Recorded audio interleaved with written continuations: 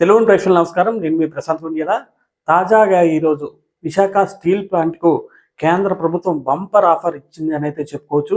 ఎప్పుడూ లేని విధంగా గతంలో కంటే ఘనంగా 11,440 కోట్ల రూపాయల ప్యాకేజీని అయితే కేంద్ర ప్రభుత్వం విశాఖ స్టీల్ ప్లాంట్కి అయితే అప్పగించడం అయితే జరిగింది. ఈ నేపథ్యంలో మొత్తం దేశం మొత్తం సంబరాలు చేసుకుంటున్న పరిస్థితి. ఇంకోవైపు ప్రధానంగా విశాఖ స్టీల్ ప్లాంట్కి సంబంధించి అక్కడ ఉన్న వారందరూ కూడా పెద్ద ఎత్తున సంబరాలు చేసుకుంటున్న పరిస్థితి ఉంది. గతంలో గడిచిన 5 ఏళ్ళు కూడా విశాఖ స్టీల్ ప్లాంట్ ప్రైవేటీకరణ అన్న ఏదైతే వార్త ఉందో అది ప్రధానంగా చర్చల్లోకి వచ్చిన పరిస్థితి ఉంది. ఈ నేపథ్యంలో తాజాగా కూటమి సర్కారు చొరవతో ఈరోజు కేంద్రంలో ఉన్న బీజేపీ కూటమి సర్కారులో నేపథ్యంలో పెద్ద ఎత్తున 11,440 కోట్ల ప్యాకేజీని విడుదల చేసే పరిస్థితులు ఉండడంతో భవిష్యత్తులో ఈ ప్రైవేటీకరణ అన్న అంశం కూడా ముగిసిపోయిన అంశంగానే ప్రస్తుతం చెప్పుకోవచ్చు. అయితే ఈ నేపథ్యంలో విశాఖ ప్రైవేటీకరణ ప్రస్తుతం ఈ అంశం తెరపైకి వచ్చిన నేపథ్యంలో ప్రధానంగా ఇద్దరు వ్యక్తుల పేర్లు ఎక్కువగా వినిపిస్తున్న పరిస్థితి. 1990 దశకంలోనే విశాఖ స్టీల్ ప్లాంట్ ప్రైవేటీకరణ అనే అంశం అయితే అప్పట్లో లేవనెత్తింది. అప్పట్లో ప్రస్తుతం కేంద్ర మంత్రిగా ఉన్న కింజరాపు రామ్మోహన్ నాయుడు తండ్రి అయిన కింజరాపు ఎర్రన్నాయుడు పెద్ద ఎత్తున ఈ సమస్యపై అయితే పోరాడారైతే చెప్పుకోవచ్చు.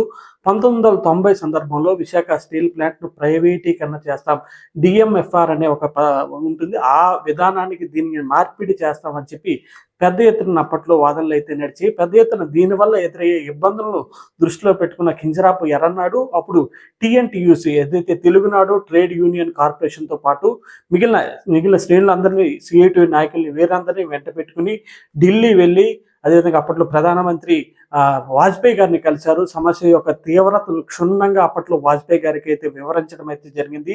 ఈ నేపథ్యంలో వాజ్పేయి ఈ సమస్య యొక్క తీవ్రతను తెలుసుకొని ఏదైతే డిఎంఆర్ఎఫ్ ఇది కూడా ఒక రకమైన ప్రైవేటీకరణగానే చెప్పుకోవచ్చు, ఆ విధానాన్ని రద్దు చేయడమే కాకుండా 1333 కోట్ల రూపాయలను అయితే అప్పట్లో దీనికి అదనపు నిధులను కూడా కేటాయించడం అయితే జరిగింది. ఏదైతే ఈ 1333 కోట్ల నిధులను 1990 సందర్భంలో ఎర్రన్నాయుడు చొరవతో కేటాయించడంతో ఈ విశాఖ స్టీల్ ప్లాంట్ కూడా అప్పట్లో పెద్ద ఎత్తున విస్తరణకు కూడా సాధ్యమైందని అయితే చెప్పుకోవచ్చు. గతంలో 3.4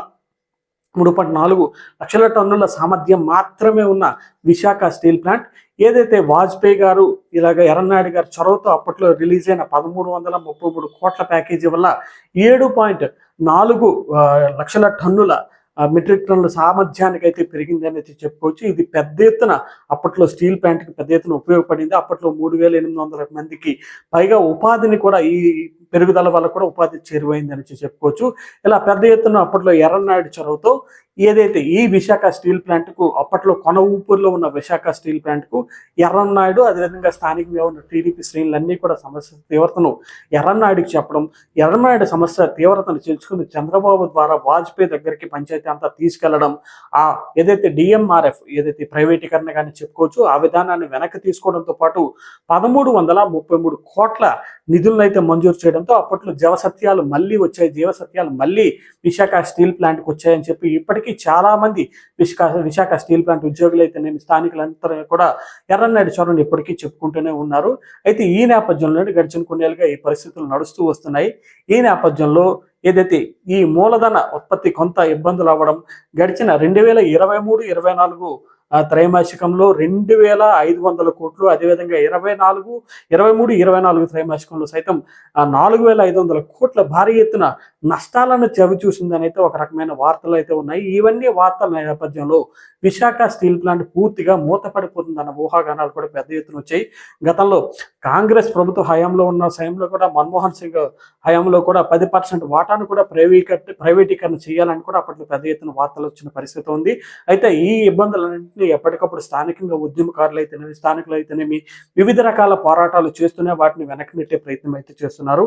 అయితే గడిచిన ఏదైతే వైసీపీ సర్కార్ హయాంలో వాళ్ళు కూడా కొంత ప్రోద్బలం తగ్గించడం, ఎంపీలు కూడా అంటీ ముట్టనట్టు వ్యవహరించడంతో గతంలో స్టీల్ ప్లాంట్ ప్రైవేటీకరణ అంశం కూడా పెద్ద ఎత్తున తెరపైకి వచ్చిన పరిస్థితి ఉంది. అయితే ఇదే నేపథ్యంలో ఉత్తరాంధ్రకు చెందిన అనేక మంది సీనియర్ నేతలతో పాటు శ్రీకాకుళం ఎంపీ కింజరాపు రామ్మోహన్ నాయుడు సైతం పదే పార్లమెంట్లో ఇదే విషయాన్ని ప్రస్తావిస్తూ ప్రభుత్వంపై కేంద్ర ప్రభుత్వం ఒత్తిడి తెచ్చే ప్రయత్నం అయితే చేశారు. ఈ నేపథ్యంలోనే గడిచిన కొన్నేళ్లుగా ఇదే సమస్యపై తీవ్రమైన పోరాటం అయితే కింజరాపు రామ్మోహన్ నాయుడు చేస్తున్న పరిస్థితి ఉంది. ఇటీవల కాలంలో కేంద్ర మంత్రిగా కింజరాపు రామ్మోహన్ నాయుడు బాధ్యతలు చేపట్టడంతో ప్రధానంగా ఈ సమస్య పరిష్కారానికి పెద్ద ఎత్తున దృష్టి సారించారు. అవకాశం ఉన్న ప్రతి వేదికల్లో కూడా విశాఖ స్టీల్ ప్లాంట్ అభివృద్ధికి తాను ప్రత్యేక చొరవ తీసుకుంటున్న విధానాలను అయితే అక్కడ ఉన్న వారికి అందరికీ చెప్పిన పరిస్థితి ఉంది. పదే పదే మోడీతో పాటు చంద్రబాబుతో ఢిల్లీ వెళ్ళిన సమయంలో కూడా ప్రధానంగా ఈ సమస్యపైనే దృష్టి సారించి ఈ సమస్య తీవ్రతను అక్కడ ఉన్న వారందరికీ చెప్పిన పరిస్థితి ఉంది.